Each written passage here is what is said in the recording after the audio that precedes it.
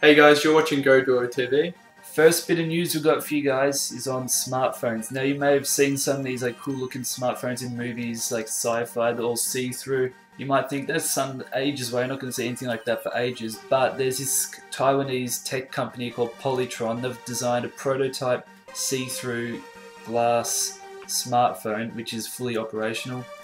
At the moment it's only prototype, but this thing looks pretty cool and you could be seeing some little demonstration things, what it might be able to do towards the end of this year. We're going to chuck a link down in the description to see the Mobile Geeks video that they did on it. In some other news, Google has released a laptop named the Chromebook Pixel. This is a pretty high-end laptop that they've designed. It's going to retail for about $1,300. It's got a relatively small SSD hard drive because all of the data will be stored on the cloud on online storage.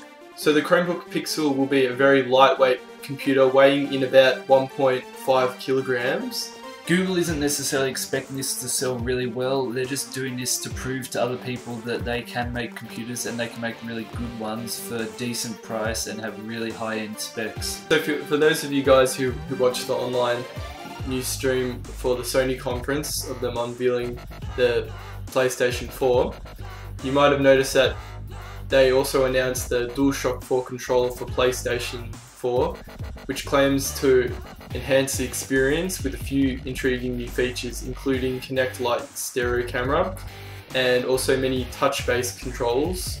And these new features, they can be integrated with some of the stuff that we were talking about in our last episode, where you can have things like multi-screen and data running back and forth. They'll obviously integrate that in some games, and little touchscreen pads. There's going to be some pretty cool things you can do in the PS4.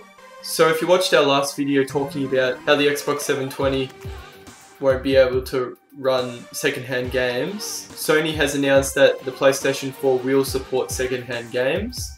This is compared to the Xbox 720 where you won't be able to play second-hand games. As we covered in our last episode, all the games will be linked to that console.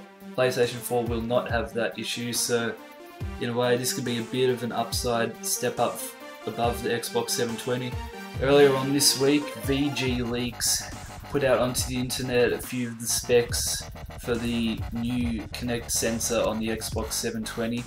We're going to chuck a link down in the description, you can have a look at the specs yourself. It looks like it's a pretty big step up from what they had on the original 360 Kinect sensor, and if these rumoured things are anything to go by, it's going to be a pretty sweet gaming experience, and hopefully these newer Kinect sensors work a hell of a lot better than the ones we've got at the moment.